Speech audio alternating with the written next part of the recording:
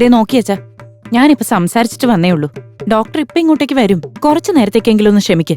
അല്ല അത് ഞാൻ അല്ലല്ലല്ല, അത് എന്താ എടി, നീയെങ്കിലും ഒന്ന് പറഞ്ഞു കൊടുക്ക്. അമ്മയെ അച്ഛൻ വിളിക്കുന്നു. ആ ഇങ്ങതാ. ഹലോ, എന്താടി നടക്കുന്ന അവിടെ? അച്ഛൻ ദേ വീണ്ടും മൃദംഗം വായിക്കാൻ തുടങ്ങിയിട്ട് നിർത്തുന്നേ ഇല്ല. ഭയങ്കര ശല്യ. അച്ഛന് ദേഷ്യം വരാതെ എങ്ങനെ മൃദംഗം വായിക്കാൻ സാധ്യതയില്ലല്ലോ. ആരോടാ ദേഷ്യം? ഡോക്ടർ ഇതുവരെ ചെക്കപ്പിന് വന്നില്ലെന്നും പറഞ്ഞ. നിന്റെ മോനെവിടെ പേടി? മെഡിക്കൽ ഷോപ്പ് വരെ ഒന്ന് പോയേക്കുക. ശരി ശരി. ആ എന്നാ ഞാൻ വെക്കട്ടെ. വെച്ചേക്ക്. അയ്യോ അച്ഛാ, അയ്യോ. ആരെ അദ്ദേഹത്തിന്റെ കയ്യിൽ ഇത് കൊടുത്ത്? ഞാനാ ഡോക്ടറെ. കൊട്ടിയതൊക്കെ മതി. ഇങ്ങ് തന്നെ ഇത് പിടിക്കും. ഇത് നിങ്ങളോട് കൊടുക്കരുതെന്ന് പറഞ്ഞിട്ടുള്ളതല്ലേ? അങ്ങനെയല്ല ഡോക്ടർ, ഇഞ്ചക്ഷൻ കൊടുക്കാൻ അടുത്തേക്ക് ചെന്നാ മതി. പിന്നെ എന്റെ പിന്നാമ്പുറത്താ കോട്ടല്. What nonsense. അല്ല അങ്ങനെയല്ല ഡോക്ടർ, എന്റെ മുതുക് മൃദംഗമായിട്ട് കണ്ടാ പിന്നെ താളം പിടിക്കല്, അതാ ഉദ്ദേശിച്ചത്. ഇങ്ങോട്ട് നോക്ക്. ഇദ്ദേഹത്തിന് എത്ര വയസ്സായെന്നറിയോ? എഴുന്നേറ്റ് നടക്കാൻ പോലും പറ്റുന്നില്ല. പാവം. ഈ മനുഷ്യനെ കുറിച്ച് ഇല്ലാത്തതിനെ പറയുന്നത്. രാവിലെ നടക്കാൻ പോയിരുന്നോ?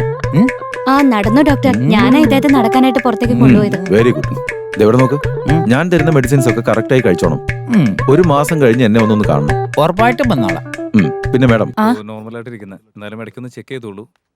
അദ്ദേഹത്തിന് വേറെ കുഴപ്പമൊന്നുമില്ല. ടെൻഷൻ ആവുന്ന കാര്യങ്ങളൊന്നും അദ്ദേഹത്തെ ഇപ്പൊ അറിയിക്കണ്ട. ഓൾറെഡി ഒരു ഹാർട്ട് പേഷ്യന്റ് അല്ലേ, നല്ലതുപോലെ ശ്രദ്ധിക്കണം. എന്നാ ശരി, ഞാൻ പോട്ടെ. ഇവിടെ നോക്ക് സാർ, ഒരു 20 ദിവസത്തേക്ക് പഴയതുപോലെ അമ്പലവും കുളവും എന്ന് പറഞ്ഞ് കറങ്ങി നടക്കരുത്.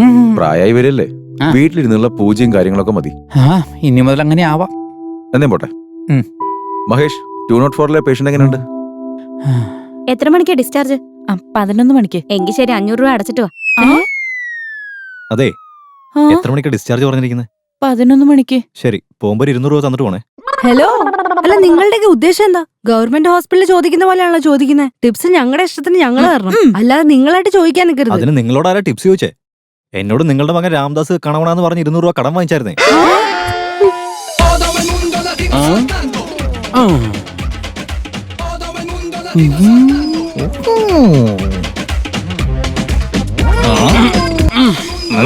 എന്തുവാണോ ഇത്? ഒരുമാതിരി കൊച്ചു പിള്ളേരൊക്കെ കാണിക്കുന്ന പോലെ. ബോസ്, ഞങ്ങളുടെ ശരീരം മാത്രമേ വളർന്നിട്ടുള്ളൂ, മനസ്സിപ്പോഴും കുട്ടികളെ പോലെ തന്നെയാ. ആ രാമ അവിടെ പോയി? അമ്പലത്തിൽ പോയിരിക്കാം. ഏത് അമ്പലത്തിലേക്കാ പോയെ? ഏത് അമ്പലമാണെന്നൊന്നും പറയാൻ പറ്റില്ല മോനെ. തിങ്കളാഴ്ച ശിവന്റെ അമ്പലത്തില്, ചൊവ്വാഴ്ച സുബ്രഹ്മണ്യ സ്വാമി, ബുധനാഴ്ച വീരഭദ്രൻ, വ്യാഴാഴ്ച സായിബാബ, വെള്ളിയാഴ്ച ചാമുണ്ടേശ്വരി, ശനിയാഴ്ചയാണെങ്കിൽ ശനീശ്വരൻ. രാത്രി ആവുമ്പോഴെങ്കിലും ഫ്രീ ആവോ? നോ, ഞായറാഴ്ച ചർച്ചിൽ പോവും. നന്നായിട്ടുണ്ടല്ലോ. അവന് മുത്തശ്ശനോട് ഭയങ്കര സ്നേഹമാണല്ലേ? സ്നേഹം കോപ്പൊന്നും ഉണ്ടായിട്ടല്ല, ചുള്ളത്തി പെമ്പിള്ളാരെ വായി നോക്കാൻ വേണ്ടി മാത്രം പോകുന്നതാ.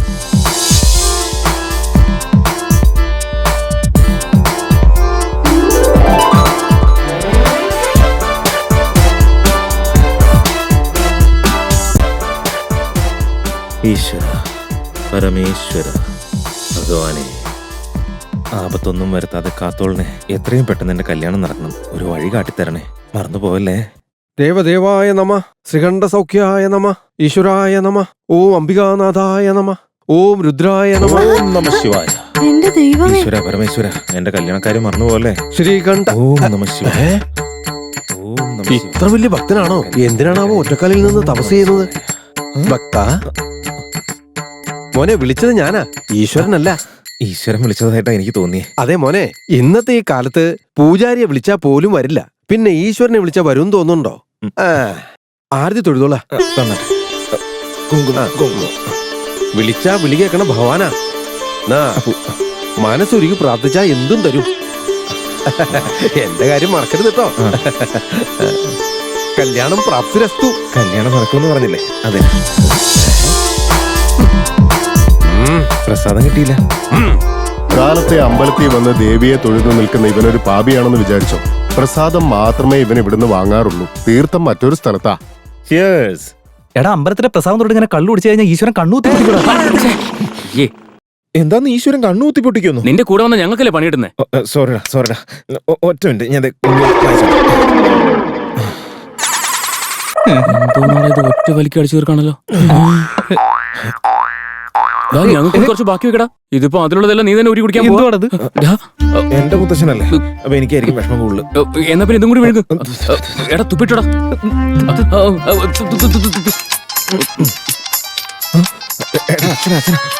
സമാധാനമായിട്ട് കുടിക്കാൻ സമ്മതിക്കില്ല. അച്ഛാ, മോനെ നീ ഇതെവിടെ പോയതാടാ? മെഡിക്കൽ ഷോപ്പിലേക്ക് വന്നതാ അച്ഛാ. നമ്മുടെ റേഞ്ചിന് ഗവൺമെന്റ് ആശുപത്രി അല്ലേ മോനെ പറ്റിയത്? എനിക്കും അത് തോന്നിയായിരുന്നു. ഇതുവരെ 15 ലക്ഷം രൂപ കൂടുതൽ ചെലവായി മോനെ. അറിയാച്ചാ, കൊള്ളപ്പലിശയ്ക്ക് വാങ്ങിച്ചോണ്ടൊന്ന് അടച്ചോണ്ടിരിക്കുന്ന അറിയാലോ. ഇതൊക്കെ എനിക്ക് അറിയാവുന്ന കാര്യമല്ലേ. നിന്റെ മുത്തശ്ശൻ പലിശയ്ക്ക് പണം കൊടുത്തോണ്ടിരിക്കുന്ന കാര്യമൊക്കെ എനിക്കറിയാം. പക്ഷെ ആർക്കൊക്കെ എവിടെയൊക്കെ എപ്പോഴൊക്കെ കൊടുത്തിട്ടുണ്ടെന്ന് മാത്രം ഒരു പിടുത്തവും ഇല്ല. അതൊക്കെ ഞാൻ ചോദിച്ചു മനസ്സിലാക്കിക്കൊള്ളാന്നേ. മോനെ നീ അങ്ങേരെ സുരക്ഷിതമായി വീട്ടിൽ കൊണ്ടുവന്ന് ആക്കിയിട്ട് അങ്ങേരെ ആർക്കൊക്കെ പണം കൊടുത്തിട്ടുണ്ട്, എത്രയൊക്കെ കൊടുത്തിട്ടുണ്ടെന്നൊന്ന് അന്വേഷിച്ചേക്ക്. ഒരാളെ വിട്ടുപോകരുത്. കൊടുത്ത പണം മുഴുവൻ നമ്മൾ തിരിച്ചു പിടിച്ചാലേ നമ്മുടെ കടങ്ങൾ വീട്ടാൻ പറ്റുമോ മോനെ? മനസ്സിലായാലോ നിനക്ക്? ഓക്കെ അച്ഛാ. മറ്റൊരു പ്രധാനപ്പെട്ട കാര്യം കൂടി ഉണ്ടാ. ഒറ്റ മിനിറ്റ് ഒന്ന് ഹോൾഡ് ചെയ്യണേ. ഇനി പറഞ്ഞു അച്ഛാ. മുത്തശ്ശനോട് 15 ലക്ഷം രൂപയിൽ കൂടുതൽ ചെലവായി എന്ന് പറയണ്ട കേട്ടോ. ഞാൻ അങ്ങനൊന്നും പറയില്ല. നിനക്കറിയാലോ അങ്ങേര് ബർഗറും പിസയൊക്കെ കണ്ട വെള്ളം ഒലിപ്പിച്ച് നടക്കുന്ന മഹാദരിദ്രവാസിയാണെന്ന്. അതൊക്കെ എനിക്ക് അറിയാവുന്ന കാര്യമല്ലേ. നീ ആദ്യം വീടിന്റെ ആധാരം അതാരുടെ പേരിലാ എഴുതിയിരിക്കുന്നെന്ന് ഒന്ന് ചോദിച്ചേക്ക്. എന്നിട്ട് കൈയോടെ അതവിടെ നടിച്ചു മാറ്റേ. വളരെ സൂക്ഷിക്കണം, ആരും അറിയാൻ പാടില്ല. വേറെ ആരും അറിയില്ല അച്ഛാ. ആ പിന്നെ നമ്മുടെ മുത്തശ്ശനെ ഒരു ആംബുലൻസ് വിളിച്ച് വീട്ടിലേക്ക് കൊണ്ടുപോയാൽ മതി കേട്ടോ. അതിനുള്ള കാശ് എന്റെ കയ്യിലുണ്ടല്ലോ. ആ കാശുകൊണ്ട് 9,000 രൂപയുണ്ട്. ആരുടെ അവിടെ തുപ്പിയത്? ഒന്നുമില്ല അച്ഛാ, വായിലൊരു പ്രാണി പോയതാ. ആ എന്നാ പിന്നെ ആയിക്കോട്ടെ മോനെ. ഇവന്റെ കയ്യിൽ ഇഷ്ടം പോലെ പൈസ പെട്ടെന്ന് വിട്ടോ. ശരി അച്ഛാ. ഊറ്റണം നമുക്ക്. ഒരു ഫുൾ ചിക്കൻ വേണേ. എടാ കാശില്ലടാ. പിന്നെ നിന്റെ 9,000 രൂപ ഉണ്ടെന്ന് പറഞ്ഞു. അപ്പൂപ്പൻ ആംബുലൻസ് കൊണ്ടുപോകാനുള്ളതാ. ഇവൻ എന്തൊരു പൊട്ടണം നോക്കി. ഒരു പ്രശ്നമില്ലാത്ത ആളെ എന്തിനാണ് ആംബുലൻസ് കൊണ്ടുപോകുന്നത്? ഒരു ലോക്കൽ ടാക്സി വിളിച്ചാ പോരെ? പൈസ അധികം ചെലവാവില്ല. ഇല്ലാത്ത സൗകര്യങ്ങളൊന്നുമില്ല. കുളിർമയുള്ള AC. വീട്ടിൽ പോയി നല്ല ലക്ഷറീസ് ആയിട്ട് അങ്ങോട്ട് ഇറങ്ങി കഴിഞ്ഞാ സ്വർഗീയ രഥത്തിൽ പോകുന്ന സുഖമായിരിക്കുംടാ. ഒരു ഫുൾ ബോട്ടിൽ വേണേ. ഒരു ചിക്കൻ ഫ്രൈ കൂടി എടുത്തോടേട്ടാ. അച്ഛാ പതുക്കെ സൂക്ഷിച്ചു നടക്കേ. ദേ അവിടെ ഇരിക്കും. മുത്തശ്ശ ഇവിടെ ഇരിക്കും. ഇരുന്നു പതുക്കെ.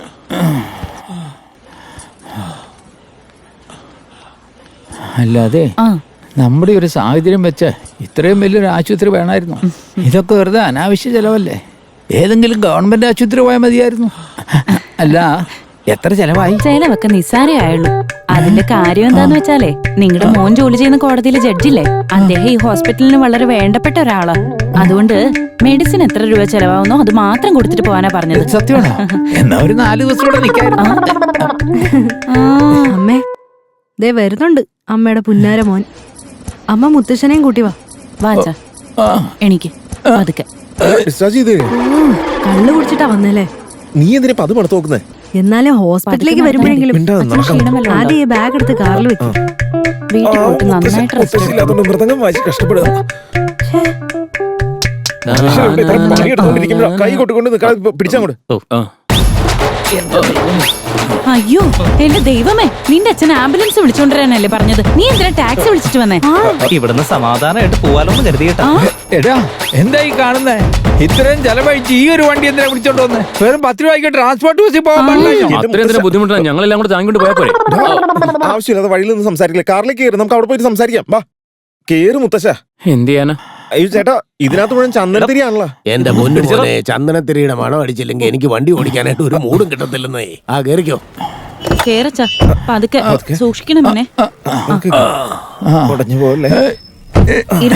കുഴപ്പമൊന്നുമില്ലല്ലോ. വീട്ടിലത്തെ കിടക്കുമ്പോ വെക്കടാ. ദേ സാധനങ്ങളൊക്കെ സൂക്ഷിച്ചു വെക്കണം. പിന്നെ കൊച്ചു കുഞ്ഞല്ലേ.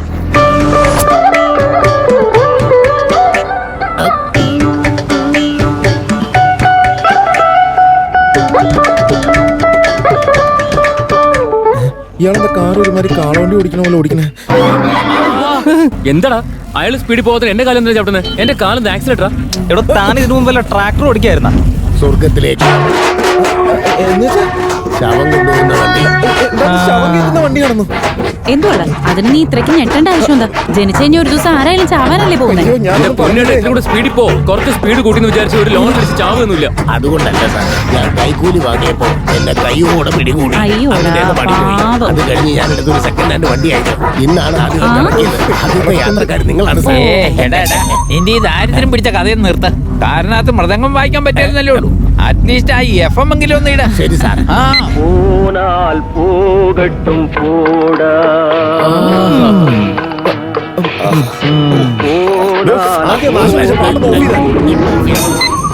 നല്ല പാട്ടായിരുന്നു. എടോ ഇങ്ങനെ ഉരുട്ടിക്കൊണ്ട് പോവാതെ ഒന്ന് വേഗം അങ്ങോട്ട് പോട്ടെ. ശരി സാർ. എന്റെ ദൈവമേ, എന്താ ഇങ്ങനെയൊക്കെ സംഭവിക്കുന്നത്? മുത്തശ്ശൻ പറയുന്നത് പഞ്ഞിമത്തെ കിടക്കുന്ന പോലെ ഉണ്ടെന്ന്, ഇയാള് പറയുന്നത് ശവം കയറ്റിക്കൊണ്ടിരുന്ന വണ്ടിയാണിതെന്ന്. ശവവണ്ടി അലങ്കരിക്കുന്ന പോലെ മുമ്പിൽ മാലയൊക്കെ വെച്ചേക്കുന്ന കണ്ട. ആ ഊള ചന്ദനത്തിരുന്ന മണം അടിച്ചിട്ട് എനിക്ക് വാള് വെക്കാൻ വരും. എന്തൊരു കഷ്ടമാണ് ഇത്. ഓ എന്റെ ദൈവമേ, എന്റെ മനസ്സിലെന്താ ഇങ്ങനെയൊക്കെ തോന്നണേ? ഇനി ചിലപ്പോ മുത്തശ്ശൻ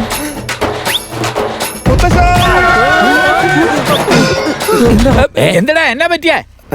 സോറി, ഒരു കാണരുതാത്ത സ്വപ്നം കണ്ടതാ. എന്താടാ ചക്കരെ? ഞാനൊരു കൊച്ചുകുട്ടി ആയതുകൊണ്ടാ. പേടിക്കണ്ട കേട്ടോ.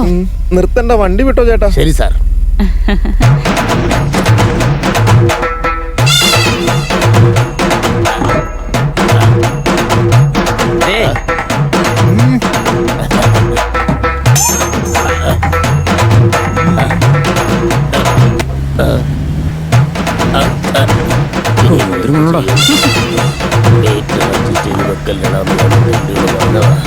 വണ്ടിയുടെ ടയറിനെ കണ്ട് വേഗത്തിലാണ് ഓടുന്നത്. ഇതോടുന്ന ഓട്ടം കാണുമ്പോൾ എന്റെ ജീവൻ പോകുന്നതാകുന്നത്. പാവം, ഇന്നിപ്പോ ഹോസ്പിറ്റലിൽ ഡിസ്ചാർജ് ആയി വരുന്നത് വീണ്ടും ഹോസ്പിറ്റലിൽ കയറ്റേണ്ടി വരുമെന്ന് അതുകൊണ്ട് ഇവങ്ങാനും കണ്ടിട്ട് ഇങ്ങനെ ഹാർട്ട് അടിച്ച് പോവതാ എന്റെ പേടി. ഒന്ന് ക്ഷമിച്ചിരിക്കും മുത്തശ്ശ, നമുക്ക് വേഗം അങ്ങ് പോയേക്കാം. എന്തു പറ്റിയച്ചാ?